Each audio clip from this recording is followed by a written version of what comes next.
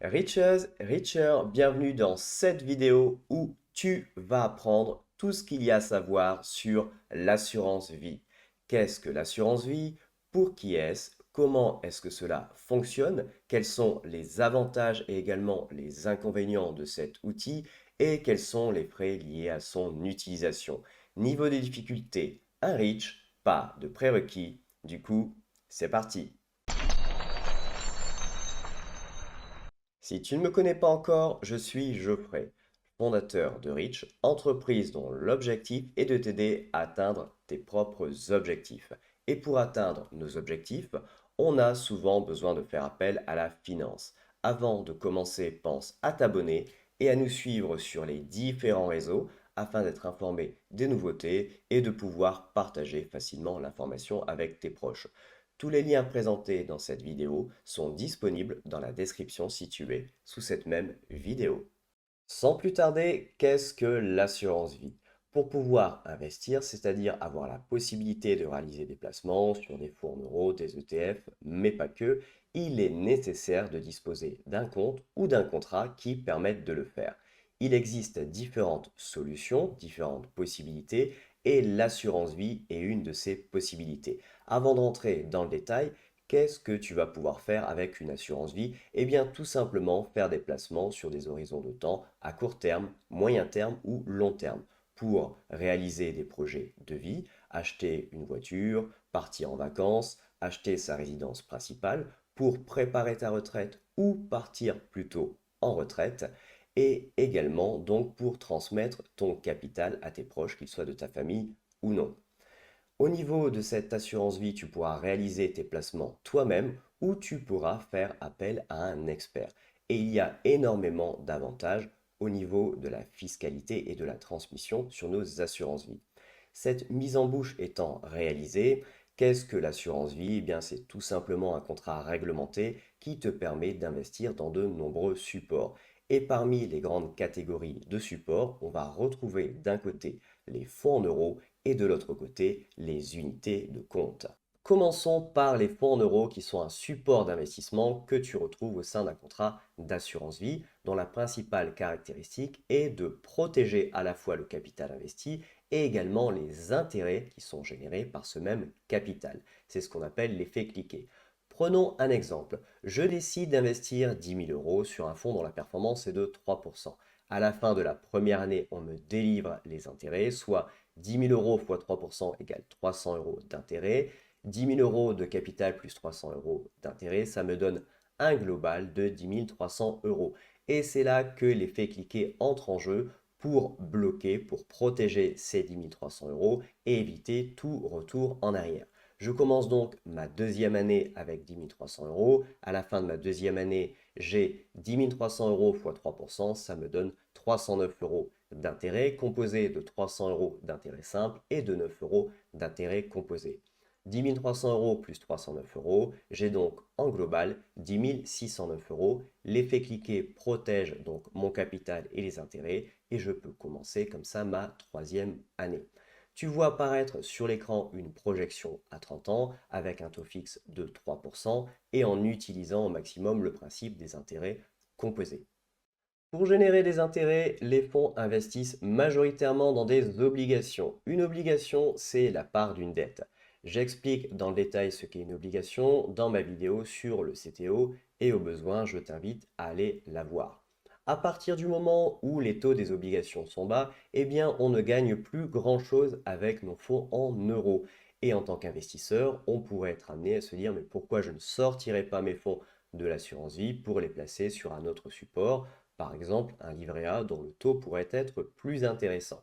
Afin d'éviter cela, les gérants des assureurs vont venir à minima donc concurrencer le taux d'un livret A et pour pouvoir faire cela, ils vont venir diversifier les placements. On aura toujours une majorité d'obligations, mais on pourra retrouver de l'immobilier, des actions, du private equity. Oui, oui, du private equity. Du... En français, ça donne du capital investissement, c'est-à-dire qu'on va investir dans des sociétés non cotées en bourse, telles que des PME, petites et moyennes entreprises. La performance des fonds va dépendre donc de la stratégie de nos gérants Il faut savoir que tu peux avoir une dégradation de ta garantie. Ton capital et tes intérêts ne seront peut-être plus garantis à 100% dans ce cas de figure. Je t'invite à lire les lignes de ton contrat.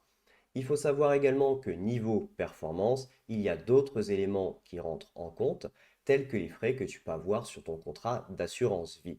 On verra ça dans la partie donc liée aux frais de l'assurance vie. Et là, tu vas me dire, écoute, tu es bien gentil avec tes fonds en euros. Donc, effectivement, on a les fonds en euros, on a la garantie du capital, mais quand on regarde ton graphe, il faut quasiment 30 ans pour doubler le capital investi. Et oui, je suis d'accord avec toi, il faut plutôt voir les fonds en euros comme la partie liquide de l'assurance vie ou comme une épargne dite de protection. À partir du moment où on recherche plus de performance, on va se diriger sur les unités de compte. Dans les unités de compte, on va retrouver tout le reste, c'est-à-dire tout ce qui n'est pas un fonds en euros. Des actions, j'explique ce que c'est dans ma vidéo sur le PEA, des obligations, j'explique ce que c'est dans ma vidéo sur le CTO, du private equity. Non, non, ça, on l'a vu, des ETF, de l'immobilier, etc., etc. Je t'invite à t'abonner à la chaîne afin de découvrir progressivement tous les supports d'investissement qui existent et comment les intégrer au mieux dans le cadre de ta stratégie financière. Les unités de compte sont plus risquées, mais la performance peut être meilleure. Tu vois apparaître à l'écran un exemple avec une performance de 10%. Alors oui, la performance est meilleure à partir du moment où tu sais ce que tu fais. Si tu as envie de savoir comment faire, eh bien, je t'invite à suivre le lien qui s'affiche à l'écran. D'une manière générale, tu l'auras compris, si on devait résumer l'assurance vie ou un contrat d'assurance vie, c'est un moyen qui te permet d'épargner et surtout d'investir ton épargne, de disposer d'une fiscalité avantageuse, que ce soit donc pour toi ou pour les autres dans le cadre par exemple d'une transmission. On verra tout ça dans la partie avantage de l'assurance vie. Et là, tu te dis que toi aussi, tu aimerais bien avoir un contrat d'assurance vie. Et la question que tu te poses, c'est qui peut avoir un contrat d'assurance vie? Pour répondre à la question du qui, ça va être assez simple et rapide puisque tout le monde peut ouvrir un contrat d'assurance vie. Tout le monde? Eh bien oui, tout le monde, mais à noter que si tu es mineur ou majeur sous tutelle, l'intervention des représentants légaux sera nécessaire. À noter aussi que si tu ne résides pas fiscalement en France, certaines compagnies d'assurance ne voudront pas t'ouvrir un contrat d'assurance vie. Je parle bien de compagnie d'assurance car pour ouvrir un contrat d'assurance vie, il est préférable d'aller voir une compagnie d'assurance. Le nombre de contrats d'assurance vie est illimité, tu peux en ouvrir autant que tu veux et tu peux mettre dessus autant d'argent que tu veux, il n'y a pas de plafond. Il y a simplement un seuil à avoir en tête. En dessous de ce seuil de versement, il y aura des avantages supplémentaires. On verra ça dans la partie avantages liés à l'assurance vie. Le vocabulaire de l'assurance vie est un peu particulier. On parlera par exemple de rachat à partir du moment où tu vas récupérer de l'argent, que ce soit partiellement ou en totalité. Pourquoi je te parle de ce vocabulaire particulier? Eh bien, il faut savoir que le contrat d'assurance vie a une durée de vie illimitée, mais il y a quand même quelques clauses qui font que ce dernier peut être résilié. Et l'une de ces clauses, c'est quand tu vas venir faire un rachat total, donc venir récupérer en totalité l'argent qui est dessus. Une autre clause, c'est quand le bénéficiaire d'un contrat d'assurance vie, eh bien tout simplement, n'est plus en vie. Puisque l'on surfe sur le vocabulaire de l'assurance vie, il y a un autre terme à avoir, ce sont les primes. Les primes, ce sont des cotisations que tu t'engages à verser dans le cadre de ton contrat d'assurance vie. Pour ce qui est du qui, on a fait le tour, on va désormais voir le fonctionnement d'un contrat. Je décide d'ouvrir un contrat d'assurance vie et je me dirige vers une compagnie d'assurance pour le faire. À noter que je peux voir un autre interlocuteur, par exemple une banque, mais la banque jouera ici le rôle d'intermédiaire vers une compagnie d'assurance et qui dit intermédiaire dit également commission d'intermédiaire, donc des frais. Afin d'éviter des frais supplémentaires, autant voir directement l'interlocuteur privilégié, à savoir la compagnie d'assurance. Et puisque l'on parle de frais, généralement les offres en ligne sont plus intéressantes que les offres classiques. Au niveau des contrats, j'ai deux possibilités. Je peux ouvrir un contrat monosupport avec des fonds en euros ou un contrat multisupport avec des fonds en euros et également des unités de compte. À noter que pour les unités de compte, le capital ne sera pas garanti.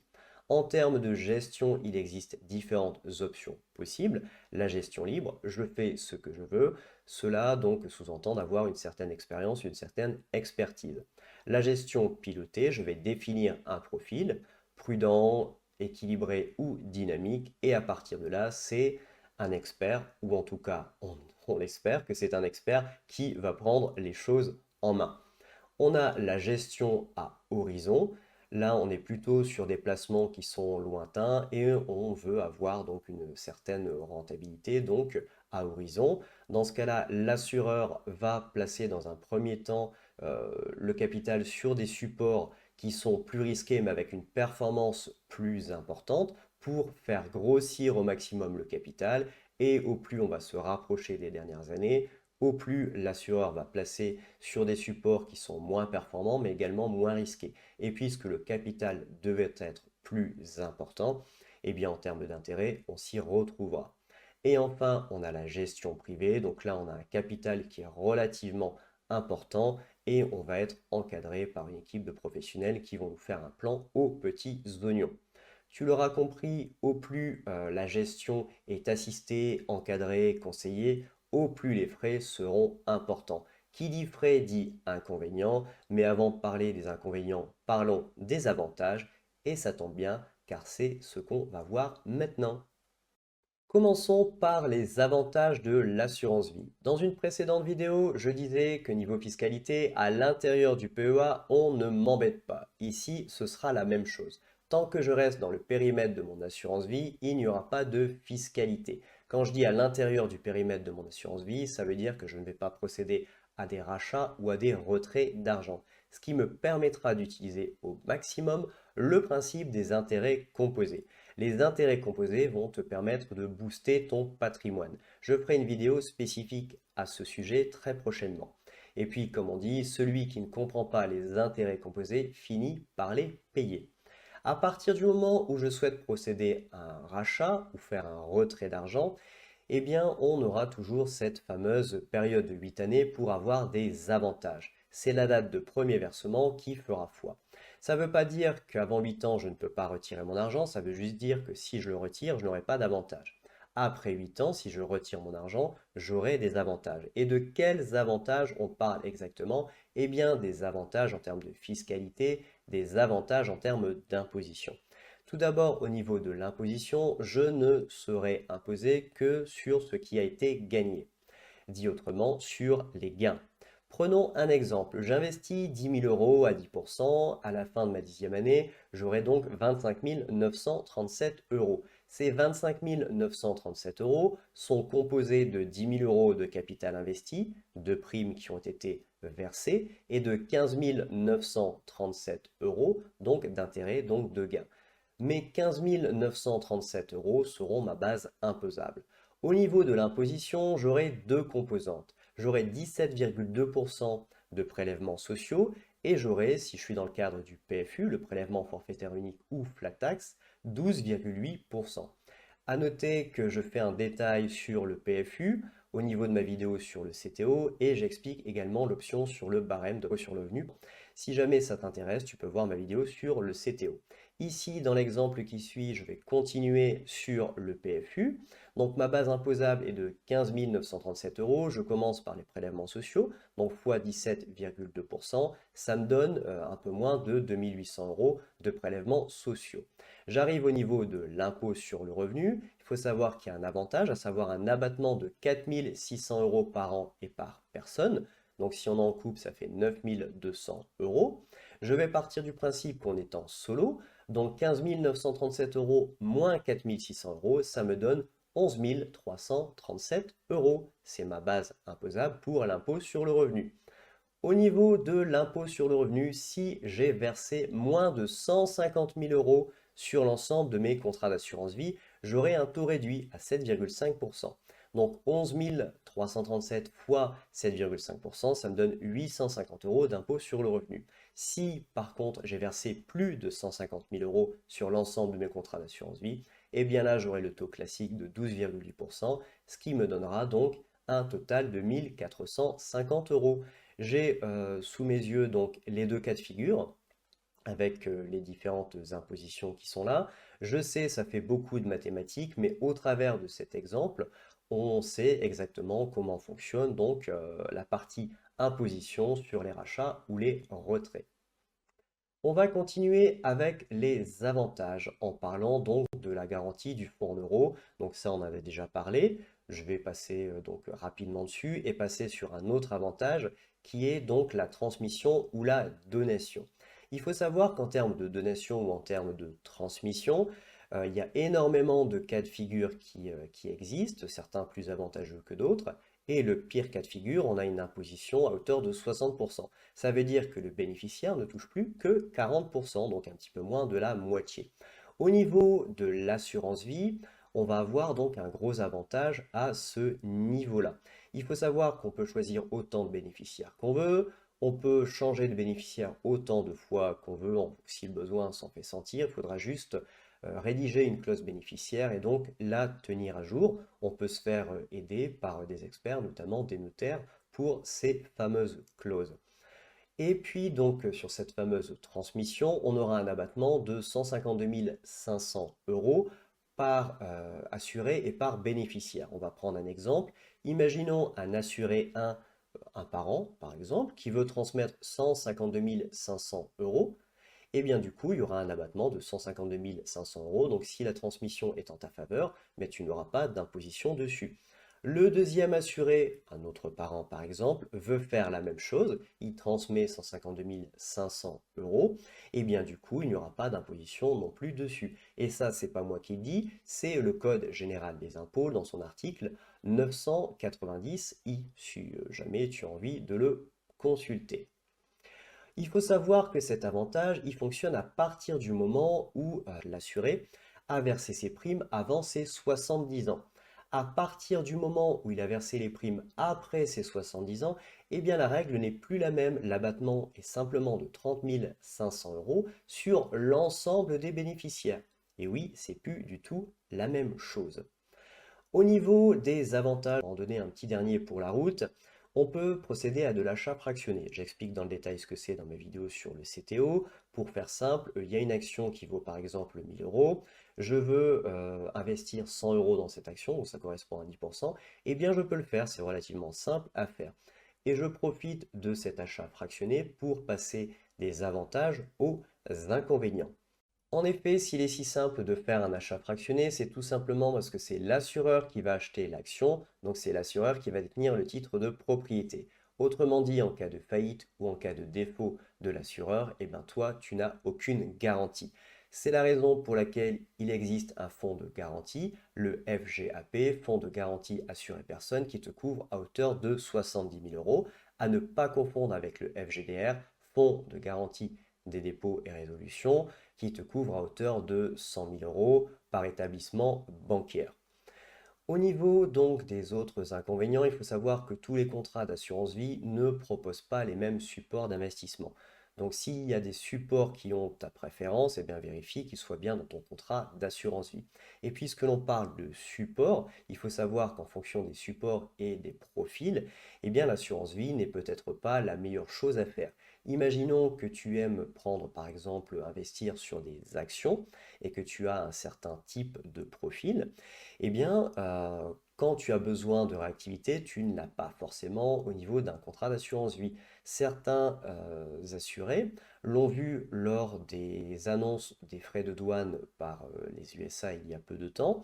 Le marché a paniqué, les assurés ont malheureusement paniqué avec le marché et ont décidé de sortir l'argent qui était investi sur les actions pour les placer sur un autre support, ce qu'on appelle un arbitrage. Eh bien, il faut savoir qu'en termes d'arbitrage, à partir du moment où tu prends la décision sur certaines compagnies d'assurance, sur un contrat d'assurance vie, eh bien, il peut se passer jusqu'à 2 jours ouvrés.